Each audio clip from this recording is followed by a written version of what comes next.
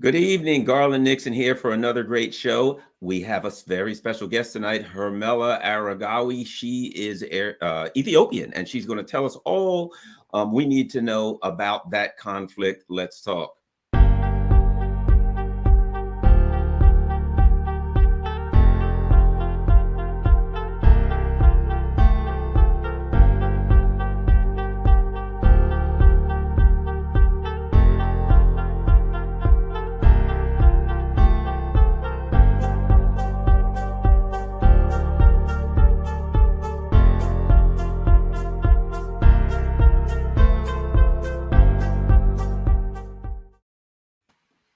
Good afternoon, Garland Nixon here. Don't forget, look in the show notes. All my info is there. If for those who want to do whatever they can do to help keep the channel going, certainly appreciate it. We have PayPal, we have Patreon, and of course, buy me a coffee. Don't forget, I'm also on Rockfin. If for some reason, such as this show, one day YouTube decides to toss me off, make sure that you're also a member of my Rockfin channel, rockfin.com, rokfin.com/Garland Nixon. Everybody, A, smash the like button. B, become a Rockfin member just in case this channel goes blank. You know where to find me. Hermela Aregawi, independent journalist and all-around wonderful person. How are you today? Oh, I'm good, Garland. How are you? Thanks for having me. Fantastic, fantastic. Very, very, very excited. And I'll tell you why.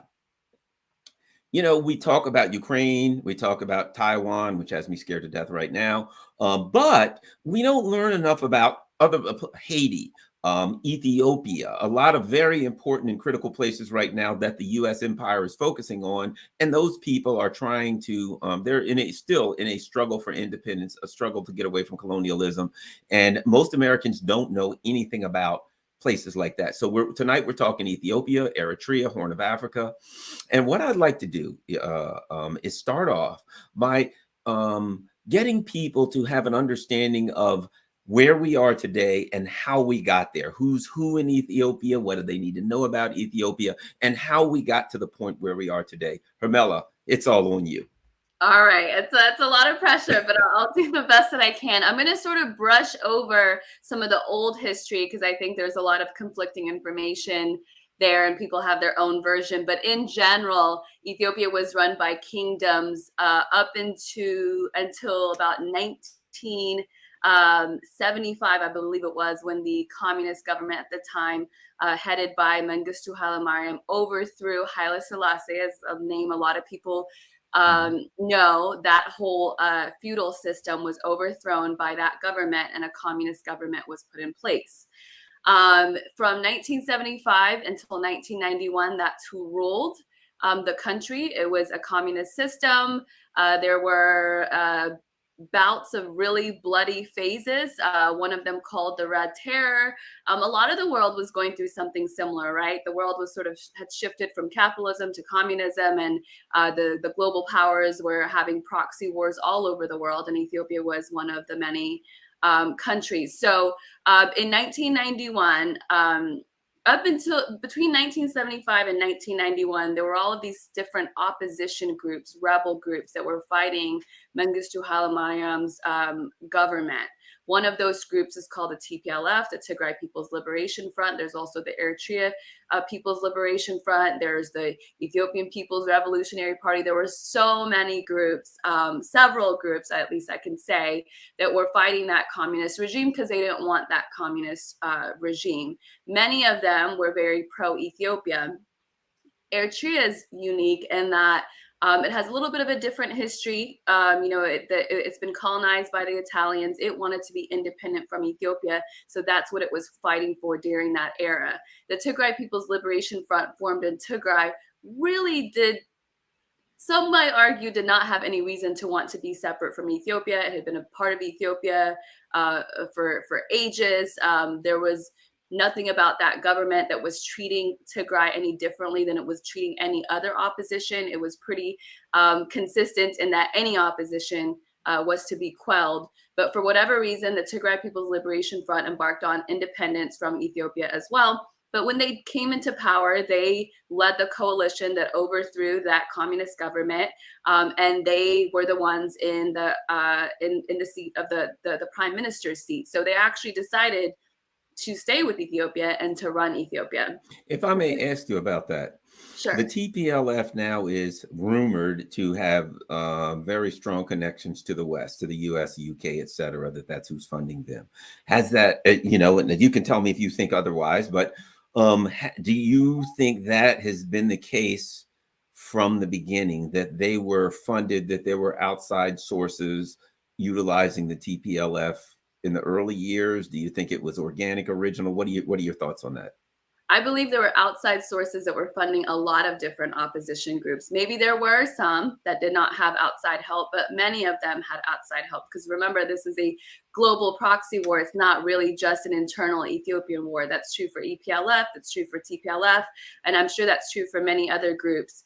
But the TPLF, for whatever reason, was chosen within Ethiopia as that opposition party that was going to be running the country. And they were backed by the US when they came into the capital of Addis Ababa in 1991. The TPLF is an ethno-centered group. So they are made up of they're ethnic Tigrayans, mostly, by the way. They're not even all ethnic Tigrayans, but the idea is the Tigray People's Liberation Front. And the majority of the people that join it are ethnic Tigrayans, although there are other token sort of ethnicities that are a part of that political group. And so they came into power in 1991. Wasn't a lot of resistance from what's documented. People were sort of sick of the previous government. The communist experiment didn't work. A lot of that probably because there was so much forces powering the opposition groups, right? So there were good things about that government. There were bad things about that government, just like any government. And I'm talking about the Mengistu Haile Mariam's government. And that's a whole debate that people can have. So when the Tigray People's Liberation Front came in 1991, there was no resistance. They came into the capital of Addis Ababa. Eventually, they formed a so-called coalition government. They set up a ethnic based federal constitution. And so they divided the country into 9 ethnic based states, but there are 80 ethnicities. So you can see why that would be problematic. So in each region, there's one ethnicity that, per the constitution, owns the land. They actually have the right to the land more than any other ethnicity in that group. So it's like, saying Georgia is only for one ethnicity or one race, and that's who gets favored first. But you're talking about I've heard the term. I've heard the TPLF referred to as from people who were Ethiopian as ethno-fascist. Would that be appropriate? Fascists. Yes, they're absolutely ethno-fascist. So both of my parents are from the Tigray region. So I think technically I'm ethnically Tigrayan, but I feel very much Ethiopian. I was born in Addis Ababa. But for me to have an opinion that's different than that political group is just wild to them. I mean, I've sort of gotten used to the aggression, but in the beginning, when I first came out and started to really push back on what the narrative was that was being pushed in the mainstream media, that was essentially the narrative was being bought by all this money that the TPLF had hoarded and stolen from the country, including aid money that was supposed to go to the people of Ethiopia, but they pocketed it, put it in offshore accounts, and now they pay hundreds of thousands of dollars to lobby groups to be able to get their perspective into these stories, into the mainstream media, which is just how it works, apparently. Come to find out, I had a little bit more faith in mainstream media than that, but it is what it is. It's a capitalist world, and I guess you can also buy the truth too. So I'll back up. So when they came in, there was no resistance. But in 1994, they created this ethnically based federal constitution, which just broke up the country in so many different ways. It caused so much tension and violence within each state, because again, when you tell one ethnicity, this is yours, when dozens of ethnicities live in that region, and so many of the people live off the land, so land is life for people. When you create that kind of constitution, then you're going to create conflict. And that's a lot of what we're seeing today in terms of what you see on the ground, like with it in terms of ethnic violence. These are people that have grown up in this 27 years or of roughly 27 years of a constitution like this. And so those divisions and tensions and grievances have been weaponized, quite literally in some cases. And so in 2005, for I think for years, people gave them a chance, from what I gather. But in 2005 elections, there was a very organized opposition. And it is believed that the TPLF stole that election. And when there were protesters that came out and protested, they were literally gunned down. And I think Wow. that, I would argue, was the beginning of the end for TPLF. And then in 2012, Prime Minister Meles Zenawi, who was sort of the brain of the operation, passed away after sickness. And that's when you sort of saw everything come to the surface that was being hidden for so long. There were many stories. I mean, even Human Rights Watch, which tends to favor, them, even they're on record talking about their abuses in terms of killing of protesters, detentions, torture, kidnappings. There's a region in the west of Ethiopia called, it's a three-part region. We generally refer to it as Welkite, which is what the TPLF is now fighting for because it borders Sudan and Eritrea. They basically annexed that to be a part of Tigray when it wasn't a part of Tigray before 1991. And from what analysts say, they did that so that when time came for war, they would have access to be able to bring in weapons and cash and whatever it was through the Sudan border.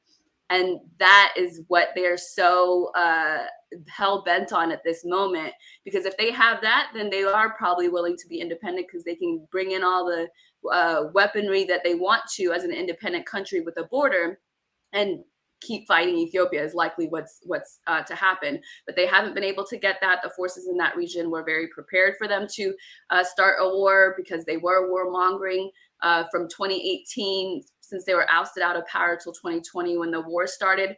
So yeah, ethnofascist is a very good description of them. If you're of that ethnic descent, they expect you to say what they say, and literally parrot it. Don't ask any questions. The first victims, people will tell you, of the TPLF are people from Tigray themselves, because that's where they originated. And so they killed off their political opposition there first. So it's people from Tigray first, like Wow. the EPRP and other opposition groups that were more pro-Ethiopia and not so much trying to be separate from Ethiopia. That's who they killed first before they started making their way to Addis. That was a 17-year, really long, brutal war for much of the country.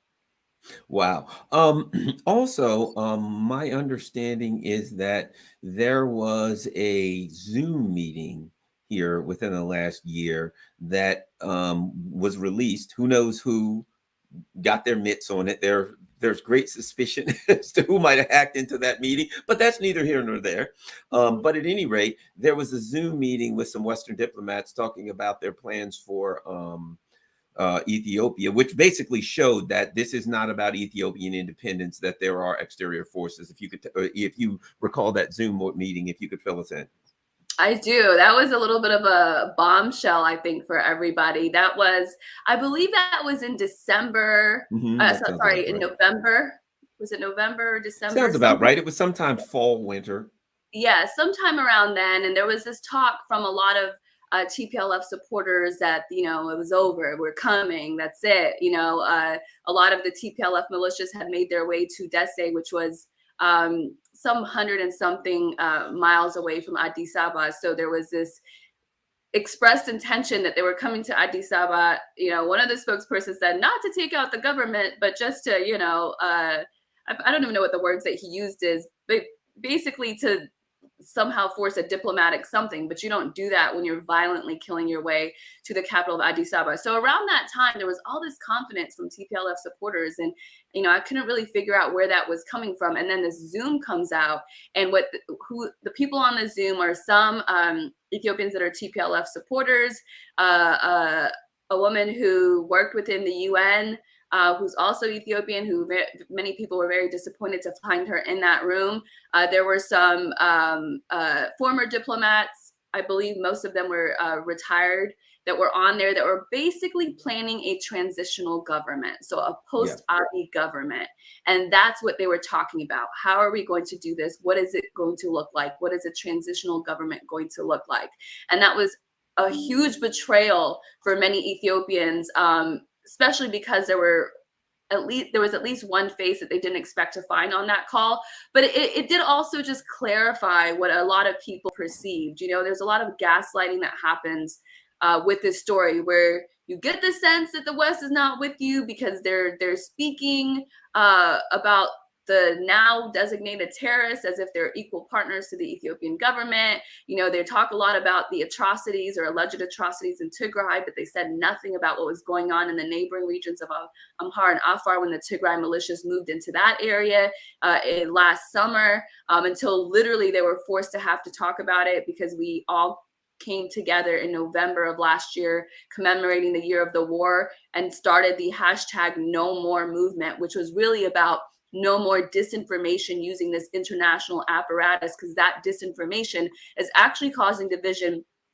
with the people on the ground as well as the diaspora. And for the people on the ground, it's deadly because some of them have guns. And so when you're creating this story that it's not just about, this is not just a power struggle where the TPLF is trying to come back into power after 27 years and run Ethiopia, when instead you're saying this Ethiopian government is actually trying to kill off all ethnic Tigrayans in Tigray, what's going to happen to the people in Tigray? What are they going to think? They're going to be in survival mode, right? So it creates violence on both sides. And then in Tigray, the TPLF tells them, you know, the Amharas as a whole, as an ethnicity, are coming to wipe you out. I mean, there are videos, some of them broadcasted from here in DC, where there are TPLF outlets basically saying or broadcasting what they're showing there, which is your enemies, Amhara, they're coming to get you, they're coming to wipe you out. So what happens when you've been hearing that for 2+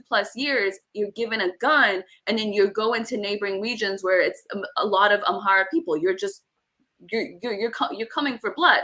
So that kind of, you know, international disinformation has a huge consequence. And that's why we really came together and said we had to do something. We have to say something. We have to be very united. And it was a social media campaign as well as on the ground rallies. 27 cities, actually more closer to 30 cities, came out all over the world, you know, with their no more signs, telling the U.S. to get out of Ethiopia's business, stop U.S. intervention, stop disinformation, and all of that. So it's been, you know, in some ways disappointing. In some ways, it's what you thought you knew coming to the surface has some sort of gives you some solace in a sense, although it can be really disappointing too. I do want to talk to you. I know there was some pushback and some censorship going on with the No More. But before we get to that, I do definitely want to get to that. That's, I think, critical in light of the evidence, that Zoom meeting that came out that showed you that, you know, the US, the UK, and these Western governments had their, quote, retired diplomats, so-called retired diplomats, who were on a Zoom meeting plotting the overthrow of the Ethiopian government. That being said, the head of the WHO is I believe Tigrayan, and if I'm not mistaken, he was one of the leaders of the TPLF, that he has been implicated in some miscreant activity, shall we say. Tell us what about the what you know about the leader of the WHO, and what do we need to know about him, because I've been suspicious of that guy for a while, to be quite frank. Your instincts are spot on. Yeah, his name is Dr. Tedros Adhanom. He's head of the World Health Organization. He's actually not a medical doctor. He's the first non-medical doctor head of WHO, but that's really besides the point at this in this regard. I believe he's actually half Eritrean, half from Tigray. Not that that matters. What really matters is he's a leadership in the Tigray People's Liberation Front. He was close to the former prime minister. He has a top position, and that's how he got to WHO. I mean, the word is he basically bought his way there because he didn't really have a long history or much qualifications for that job. Even when he became the health minister of Ethiopia, I believe he just had a bachelor's degree in biology or something to that equivalent. So it was clearly a political appointment. Fine, right? Fine. This is politics. That is not really what people really despise him for. What they really despise him for is how he's using his position now. There's also a whole lot of allegations that I'm not as well versed on in terms of the agency sterilizing ethnic Amharas, but those allegations I can't really speak to. What I can tell you, though, is the way he's been operating in this conflict. So he's been, feeding into that narrative that says this isn't a power fight. It's about the erasure of ethnic Tigrayans in Tigray.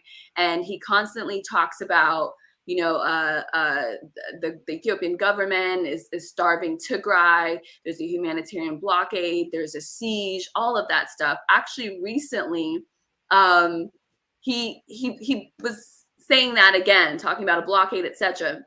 Literally within the 48-hour period of him tweeting that, the UN tweeted, since April, we have delivered enough food to Tigray to feed 6 million people per month. 6 million is about the population of Tigray. So there is no blockade. The people of Tigray are getting food. And if they're not getting food, it's not because the food is not getting delivered. It's because the TPLF is getting food for them contingent on them fighting in this war. There are reports, Reuters, I don't like to quote these places, but sometimes they do good work. It's that carrot and stick thing. But Reuters did spent 3 months. I talked to the journalist, and they spent 3 months gathering testimonies from people from Tigray that had escaped. And a lot of what they were saying, and there's other video evidence and other stories to corroborate it, what they were saying is families were having to send a kid or a father or somebody or a daughter, I guess, to war in order for them to get aid. Some elderly who didn't have kids to send were being denied aid. Mothers were saying, not only were we not getting aid, and this is on video testimony, but they were coming to us and taking what we had, whatever, goats, or, these are people that live off of their farmlands and off of their pastoral. So not only were they not getting aid, but whatever they had was being taken from them. So at this point, what we're talking about, the Tigray People's Liberation Front is holding the Tigray people hostage. Wow.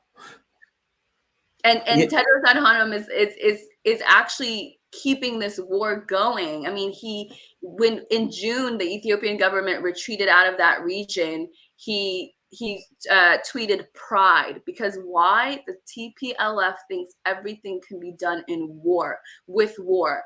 And of course, it's the people that survive that get to talk about this, right? That act like war is a solution to everything. But so many people don't survive. So many people have lost their fathers and their sons. I mean, Tigray has been a war ground for ages, especially because of the location.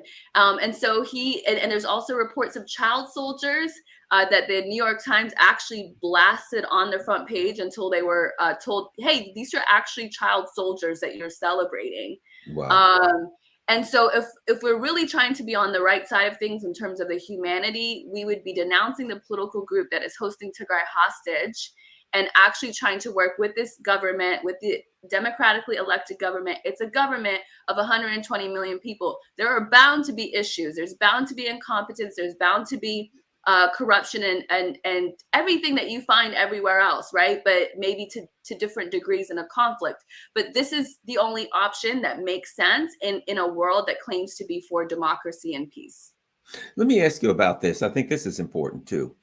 I understand that you can't, that some people came up with the £, no more, that there was a movement online to get information out about Ethiopia and to, just basically to give your position on the issues and to make an argument against, against the basically the warmongers that were working to overthrow the government and fill it back with the TPLF people. But that you ran into a lot of censorship from mainstream media, censorship from the social media. Maybe you can fill us in on that. Yeah, big time. So No More was a hit. I mean, in the beginning, we started it about late November 1st, I believe it was. Within days, within about a week, it had trended. It was trending on Twitter. And in no time, Twitter safety comes out and says No More Trends has been disabled in Ethiopia because of Wow. safety reasons. Right? What Yeah, safety? they might that people, but yeah, they're trying to keep the people safe from democracy. Right. Safe from the truth, safe from democracy, safe from self-empowerment, safe from articulating what they already know.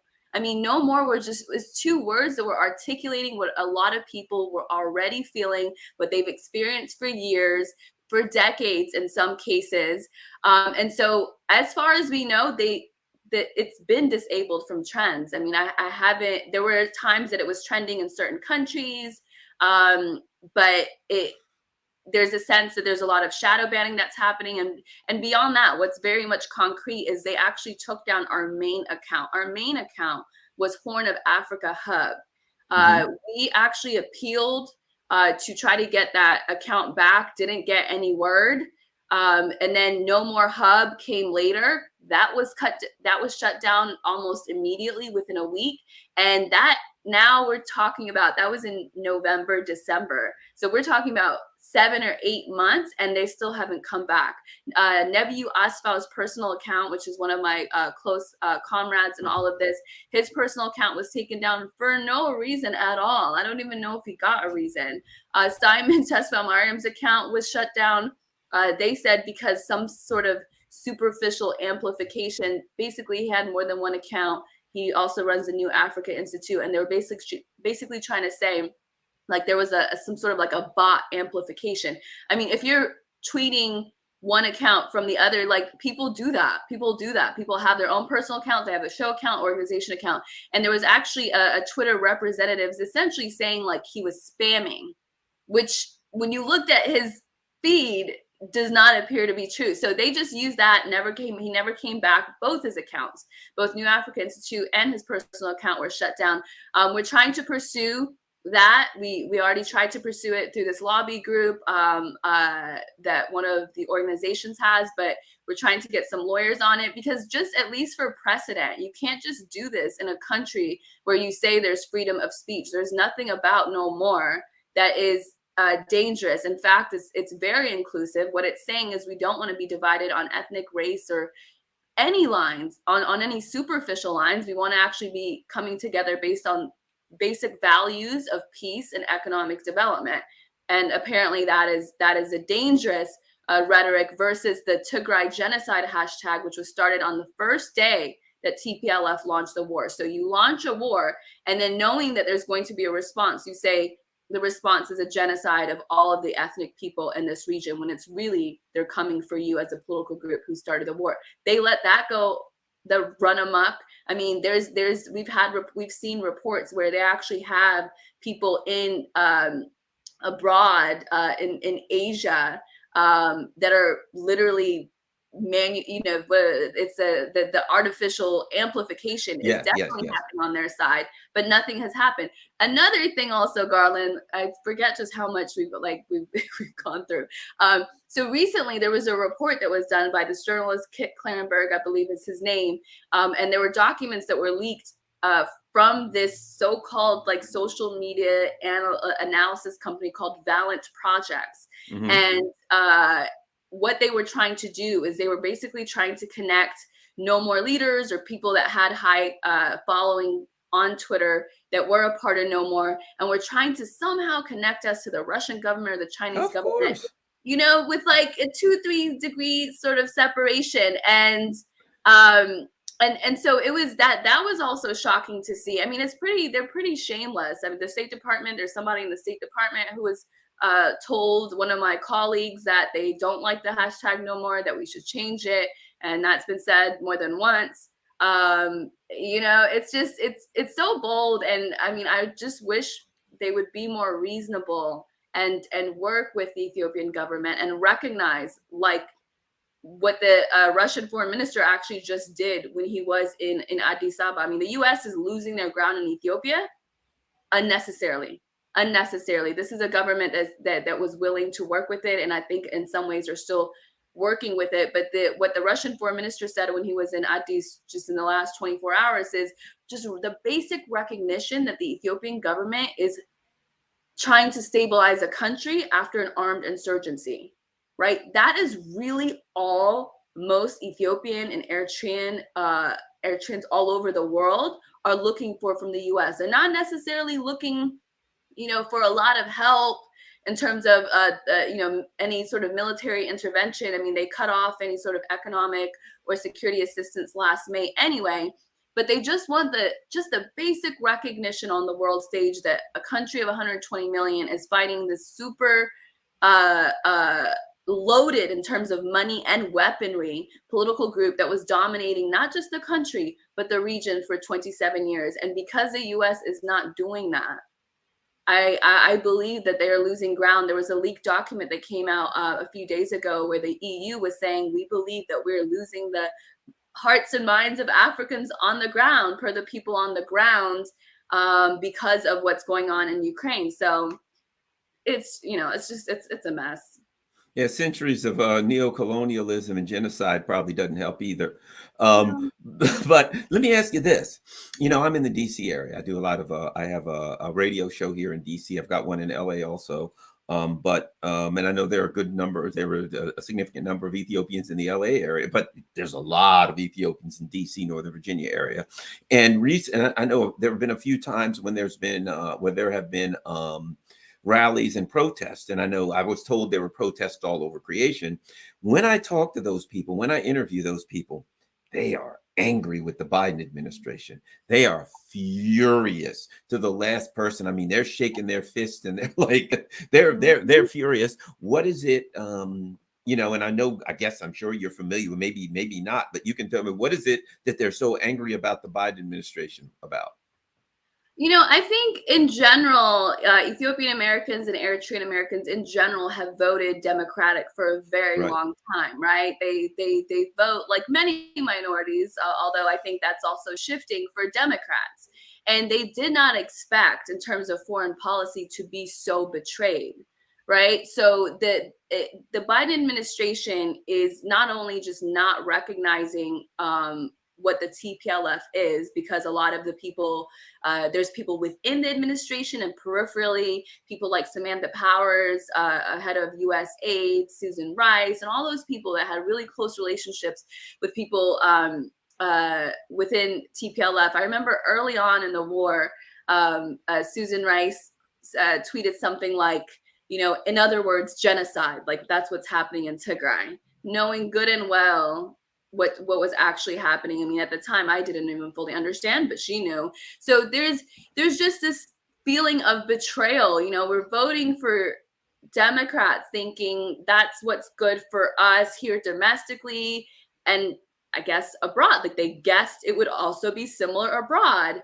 Although, when you look back at it, it was, President Barack Obama who called that government a democratic government, and really looking back, I think most Ethiopian Americans might say, well, yeah, I don't know why we thought the Democrats would be okay for us. But then there's also people that argue both parties would be somewhat similar when it comes to foreign policy. They just may not be as, I don't know. I'm not sure what it would have been like if there was a Republican administration. But what I will tell you is in the first couple of months before Trump was out, the Secretary of State at the time, Mike Pompeo, was actually speaking like a normal person about this. Like he was actually just calling it what it is. The TPLF started the war and the Ethiopian government's responding to it. That basic.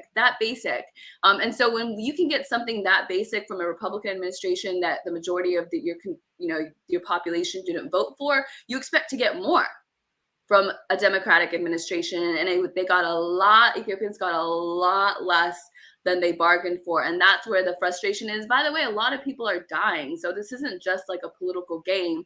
There's even by the TPLF's count, they claim there's 300,000 people that were killed by genocide. No, there's 300,000 people that were killed in a war that you started as a political group, right? That at least, I mean, those numbers can go up to 1 million.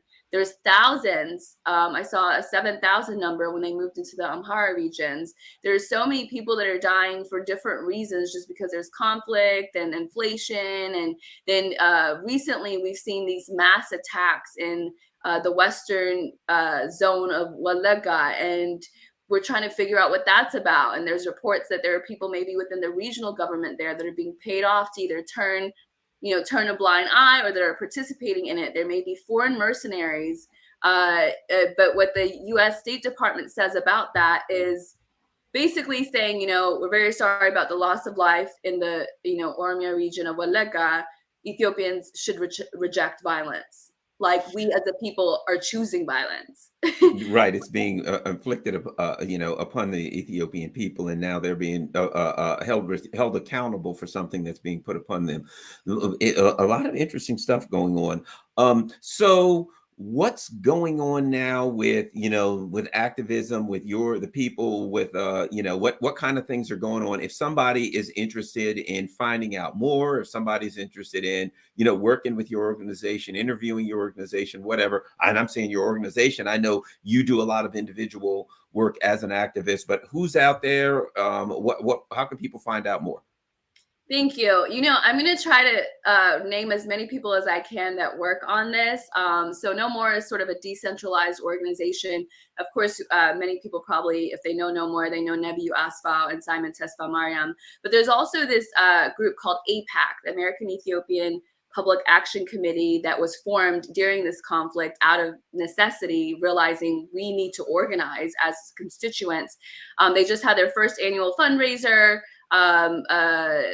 just a few weeks ago. And I think it's going to be a really important organization moving forward, so that we're not having to scramble when something like this happens. So I have to look at their website, but APAC is AEPAC is the website. APAC.org. There you go. AEPACT.org. Okay. Yeah, there was the extra T there, but yeah, AEPACT.org. You can donate to them. It's a 501(c)(3), and we need it. Like, money talks in this country. Money gets you into the politician's office, so that they stop screaming genocide when they really should be standing with the Ethiopian government. I mean, that's why we've been struggling with the narrative, is because the TPLF has bought the narrative. So there's so many people. I mean, if I start naming individuals outside of us, I'm in Nebiyu, then I'm going to leave out a lot of people. So, well, people can go to AEPACT, PACT, A as in Adam, E as in Edward, PACT, PACT .org? .org, yeah. .org, and find out a lot more. I did want to ask you this. I was watching something recently, and Ilhan Omar, who is Somali, she was at an event, and the Somalians were not happy with her. Oh, they were booing, they were yelling, they were freaking out. And basically, my understanding is they're very angry at her, and they feel, again, betrayed by her going along with the imperialism, with the neo-colonialism, or just plain old colonialism that we're seeing now. And when the Biden administration like a new president came in Somalia, and I looked it up. Before he was sworn in, there were U.S. military personnel in the air en route to Somalia before the man took office, as soon as it was announced that he won. And then they landed, and my immediate reaction was, I wonder if the U.S., if the Biden administration had something to do with his winning, and B, whoever lost. And my thought was, because the U.S. is looking in that Horn of Africa right now, supposedly, proxy war, so China and Russia won't. The people there won't have the independence to choose who they want to ally with economically, militarily, etc. And my immediate thought was, they're sending troops back to Somalia because they want to use Somalia as a jump off point to push weapons into Ethiopia. At any rate, your thought on this whole Somalia thing, I know you're not Somalian, but your thought on how Somalia plays into the dynamics here in the Horn of Africa with Ethiopia. Oh yeah, absolutely. I feel like we don't talk about Somalia enough, so I'm actually glad you asked that question. I mean, President Farmajo, who was a former president, was a really popular president. So the fact that he lost this election was shocking to many Somalis that I spoke with, and that when you looked at the reactions online, Hassan, who's the current president, was the president when the TPLF was in power. So he's a recycled president. There From what I gather from talking to Somalis, this is a parliament vote. So some of the parliament members were basically their vote was bought, which is what happens, you know. Pakistan, same thing. Yeah. But Exactly. I mean, Imran Khan, same type of thing. I had heard that somebody went to Pakistan with, I forgot, 50 or 300 million, some unbelievable amount of money, that someone from the US went there handing out money, basically buying votes to get Imran Khan out. So it sounds to me, I didn't realize it was a parliamentary vote. So Somalian vote, where this president who was kind of allied with the TPLF, wasn't a vote by the people. It was a vote by the elite ruling class, who, let's just say, could possibly be influenced by large amounts of US dollars. absolutely. I mean, the US dollar goes a long way in Africa and the Horn of Africa in general. You know, it's frustrating that people are moved by that, but it's also not that surprising. Nonetheless, though, and I can't recall the numbers offhand, but a lot of people also did vote for Farmajo. So they did vote based on their principles. And so from what I gathered talking to Somalis, they were encouraged by that, even though that didn't make the ultimate decision. And when Hassan won, you saw Formaggio and him, you know, holding hands and just kind of, you know, peacefully transitioning power. There was a sense from a lot of TPLF supporters that, oh, this is the end of this tripartite alliance. You know, now we're going to start breaking up this trio. But it doesn't seem to be happening. I mean, there's a lot of movement happening in Somalia right now. We're trying to keep up, but it looks like the relationship between the leaders is still intact. We just saw Somali President Hassan holding hands with Eritrean President Isaias Afwerki, you know, down the tarmac. So there's a sense that even though there's some hope that even though he was there during the TPLF era, that maybe with these two leaders and with a different leader in Ethiopia, that he might act differently. But definitely Somalia is the entry point, because Eritrea definitely is not it. You know, you can't penetrate Eritrea.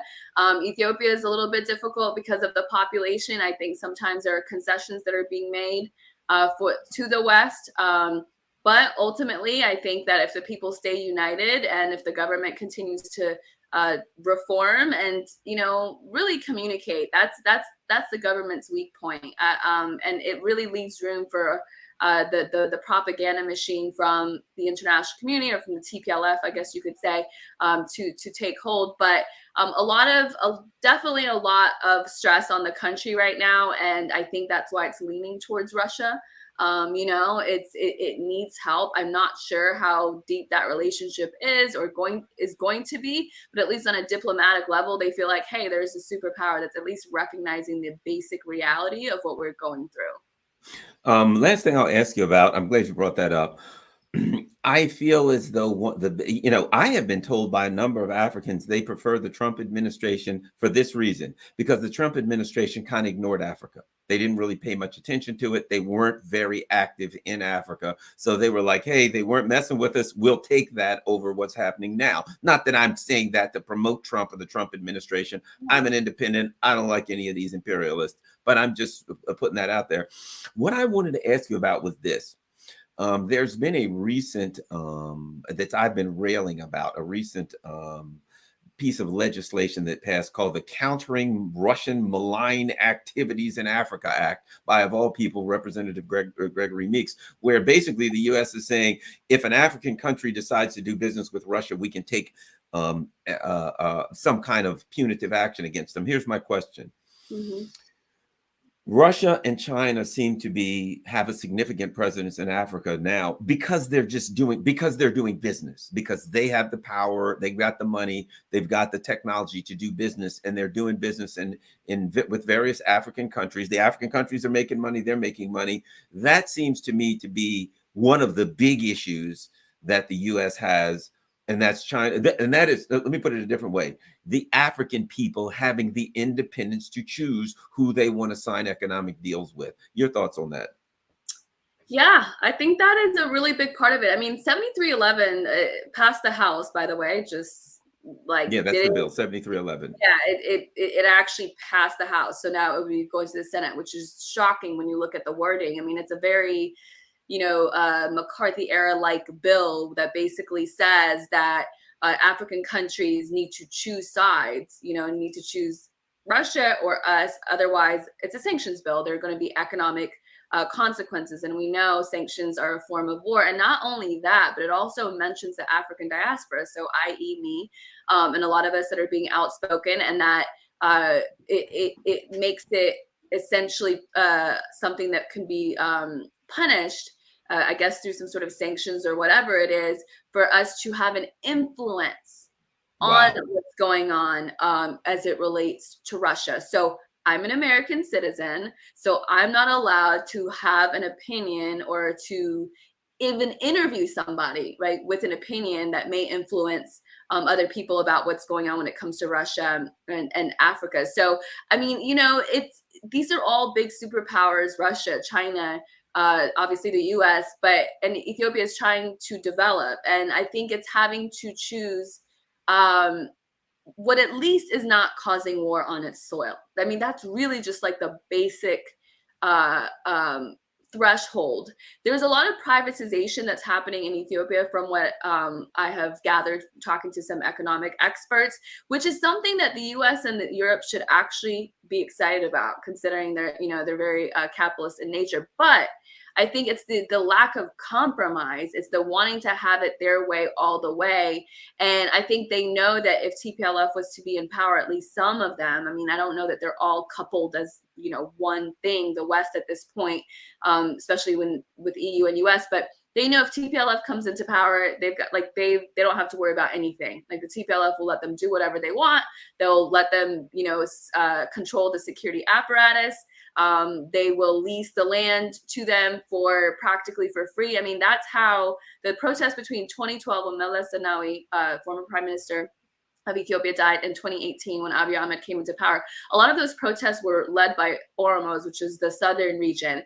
And much of their complaints was that their land was being taken and leased to foreigners and they weren't being compensated for it. And so I think that really we just need peace, and we need entities that will actually, I think Ethiopia needs an entity that will help it manage its security to its favor, not to the favor of the outside, but at least so that the TPLF is not a part of the problem. And the OLF also, there's the Oromo Liberation Front. I mean, I don't even think this is all organized. Some of the violence we're seeing, again, foreign mercenaries are reportedly there too. So it just needs a partner. It needs a partner that will give it a little bit of room, instead of an abusive partner that will, basically demand all, but not at least recognize like what the basic tenets of its reality. Yeah, well, I think now more so than ever, I think Ethiopia is now a significant part of a struggle, a worldwide struggle, basically for independence. I see countries like, to be quite frank, I see Venezuela, I see Iran, I see a number of countries that are saying, look, you don't have to agree or disagree with our culture, with our style of governance or anything. Just leave us alone Right. and allow us to develop at our own pace. No one told the United States what they had to do and how they had to develop. And here we are 250 years, in, and our so-called democracy is going in the wrong direction. If you ask me, we just, as you just said, you're an American citizen. And now we're passing legislation to say an American citizen cannot use their First Amendment rights to complain against government policies, and you pay taxes. So that's what I'm all about. I'm all about bringing people on and talking about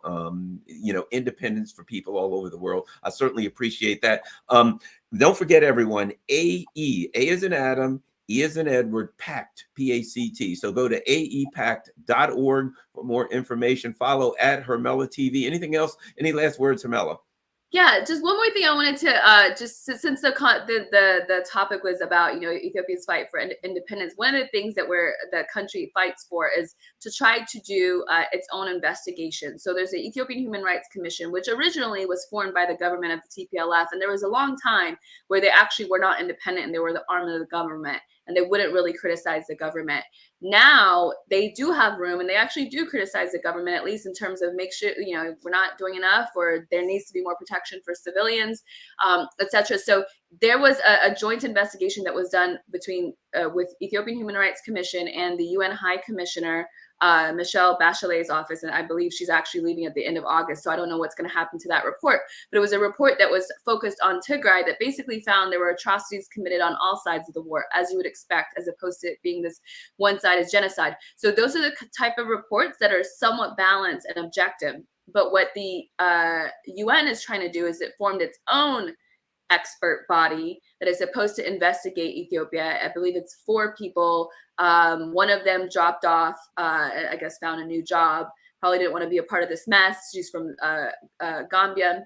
But there's 3 others, I believe, that are in Ethiopia right now. And what Ethiopia is saying is, you guys can be a part of this, but you're not going to be leading this. Just like the US or any other country would say, if they're going through something internally, you can help us with your expertise, but you're not going to come here and actually lead the investigation when there is a government in place. So there's two ways, like that's the big thing, I think, for Ethiopia, is this constantly the government, the West is trying to get the government on genocide, which then would allow some intervention based on the 2005 R2P convention, which then means UN peacekeepers, which then does not mean peace, as we all know at this point.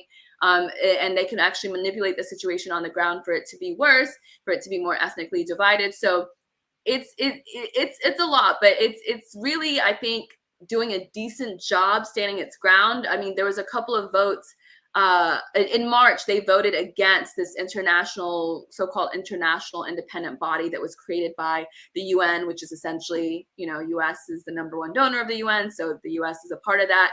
And it basically said, we reject this. This is a political move. It's not about human rights. And no, you guys are not going to lead this, but they are in the country now at this point, and they will be able to take some part. We'll see how it's actually going to go. So there's many fronts in that fight for independence. And I know Ethiopians like to brag that we've never been colonized, but there's sophisticated ways of colonialism. And I think that those have taken root, especially in the TPLF era. And that's, I think, what everybody's fighting against now. Well, thank you very much. At Hermela TV on Twitter. Hermela, but from the looks of the people, the comments in our comment section, the people are very, very happy. And I hope you come by. And from the looks of some of them, I think they actually want to fire me and give you the channel. Can't say that I blame them for any number of reasons. Thanks a lot, Hermela. And I'll get you back on again, hopefully, if you have time sometime soon, and we'll talk. I definitely want you to keep me up on this.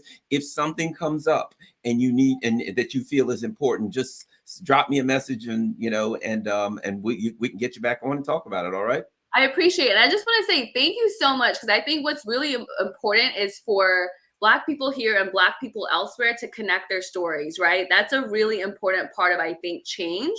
And so I really appreciate it when people here take interest in people elsewhere that have similar experiences, and then vice versa. Like, I think that's the beauty of the social media world right now. We're all coming together and realizing, hey, there's a lot of parallels in our stories, and the culprits seem to be the same. So I really appreciate what you're doing. I think it's really amazing, and I think it's going to be it's a really important part of the struggle.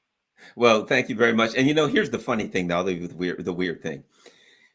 All my life, people have thought I was Ethiopian. A lot of people look at me and I'm like, well, actually, I'm kind of mixed up. My grandmother was Creole. She was Creole, right? But everybody looks at it. And I've actually had people on the street, because like I said, there are a lot of Ethiopians in DC, walk up to me and like start talking to me in their native language. I'm like, and they're like, oh, you're not Ethiopian? Yeah, I actually hesitated to say, like, I thought maybe you are, partly from somewhere else. So I just kind of went for it anyway. But yeah, absolutely. Are you kidding? Yeah, I mean, especially in DC. I think I'm my fault. And I'm sure they're talking to you, and I'm wearing a. Yes. Well, thanks a lot, Hermela Aregawi. Fantastic job. Talk to you soon. Talk to you soon. Thanks so much. Bye. Wow, wasn't that awesome? She is brilliant. She's wonderful. She's a good friend. So we certainly appreciate her. And everybody, make sure you follow her and make sure that you share all of her, share her tweets, share her information. Go to AE. That's A as in Adam, E as in Edward. Look, my law enforcement days. A as in Adam, E as in Edward, using that phonetic alphabet. AEPACT, PACT.org. Make sure you go there. And don't forget, a couple of things here we call. What do we have here? What do we? No, Hermela got me with her green screen hair headlights. Oh, wait a minute, and we did get a couple of super chats. So I want to see what our super chat people said. Let's go down. I know there was some. And Jazz Jet Singh says, "Peace to Abyssinia. This is great." Oh, that's wonderful. Thank you very much. And I know. Oh, we got another one. Let's see what people had to say. And Priscilla Rivasi Perez says, did Tedros get the WHO position with the backing of China or the West, or both? Ethiopia is rich in mineral resources like gold and lithium. I'm pretty sure I'll just use this word. I'm pretty sure he's a puppet for the U.S. empire, etc. Let's look and see what some other people might have to say. Ethiopia, Eritrea, Djibouti, Somalia, and Kenya could unite. Need more info on these neglected parts of the world. I'm glad to hear you say that. I'm really glad to hear you say that. I want to do more on this. I want to get involved more in this in what's happening in Ethiopia. Ethiopia needs Wagner. What they need is peace. What they need is peace. The current Oromuma-led Ethiopian regime, meet the new boss, saves that. That's what BZ says. No, Hermela got me with her. Okay, we've already got that one. Colonialism, now called industrialization, soon technocracy. Well, thanks a lot. What's this? This looks long. I've been big upping her to George Galloway for a couple of months now. Hope he invites her on. Nice to see her on here with Garland. I know Galloway. I'm glad you said that. I will send him I'll send him some info and definitely recommend her. They're good people. Also thought you had Ethiopian ancestry, Garland. Well, who knows? You know what? I do know I have I do know my grandmother was Creole. So who knows? There's a good possibility. Little do I know, I may be Ethiopian or Eritrean or Somalian or something. Let's go here. I've been big. Okay, great interview. Great guest. She is inspiring. Isn't she absolutely wonderful? All what devil does is he doesn't let you live in. And anything else? I think that's it. Let me look over here. We've had a lot of people over on Rockfin. I love Rockfin. And we got a bunch of people over there today. 42 watching on Rockfin. We've had something like 220 or 30. We got on Rockfin. Whole damn world is collapsing except Russia. The whole Western world anyway. We've got anything else long? Predator class. Our Bill of Rights, great point. What is this? I've been watching the Alex Jones trial. They're basically making clear you're only allowed to repeat what you're told and ask any questions. Great show, Garland. Saw Hermela on Jimmy Dore the other day. She's a well-spoken guest. We need to hear things from her perspective. Yeah, she's awesome. So we'll do more. I basically I've been doing the same stuff a lot, and I want to make sure that we try to really get into other stuff. Ethiopia is a fascinating country connected to King Solomon and the Ark of the Covenant. Read Unknown Empire. All right. Thanks a lot, everybody. Don't forget, share this on all of your platforms. Smash, smash, smash, as the Alex Christophorus says, right? But my favorite is, of course, the Durant. Smash, smash, smash the like button. Make sure that you share this on all your social media platforms. For those who can help keep the channel going, please, I would appreciate it. You can look in the show notes. Patreon, some new Patreon members would be great to help donate to keep the look in the show notes. It's there, patreon.com/Garland Nixon. Of course, if you can help on PayPal, garlandin@gmail.com. That's in the show notes also on YouTube. If you don't want to do either one of those, buy me a coffee, buymeacoffee.com/GarlandN, as in Nixon, and they put an H after that, Garland in H. I don't know what the H stands for, but who cares if you can do buy me a coffee. Thanks a lot, everybody. Thanks a lot. The wonderful Hermela. Isn't she awesome? She's an awesome person. She's a brilliant person. She is just absolutely fantastic. I think the world of her. I think the world of all you all also. Thanks a lot for all my friends. No, you guys aren't viewers. You guys aren't listeners. You guys aren't members. You are my dear friend. And look, speak of that, you got Chicken Patty and Coop W. There's Chicken Patty. Hooray. There's Camilla V. There's Kinky. I mean, this is awesome. Thanks a lot, everybody. Everybody, please make sure that you also, if you are not, please become a member of my Rockfin, ROKFIN. That's also in the show notes, rockfin.com/Garland Nixon. You can become a subscriber. It's free to become a subscriber. Please, if you can, it helps a lot if you could become a member. That's $9.99 a month, and that allows you to see all premium info on that channel, and anywhere on Rockfin you can see premium. I just did a I think Frank Analysis, Bruno Franco, that's FRANC. I just did an interview on Frank Analysis the other day. I did I believe it was Convo Couch. I did that the other day. There's a lot of good stuff on rockfin.com. You got to go to Rockfin. It's awesome. Thanks a lot, everybody. Peace. I'm out.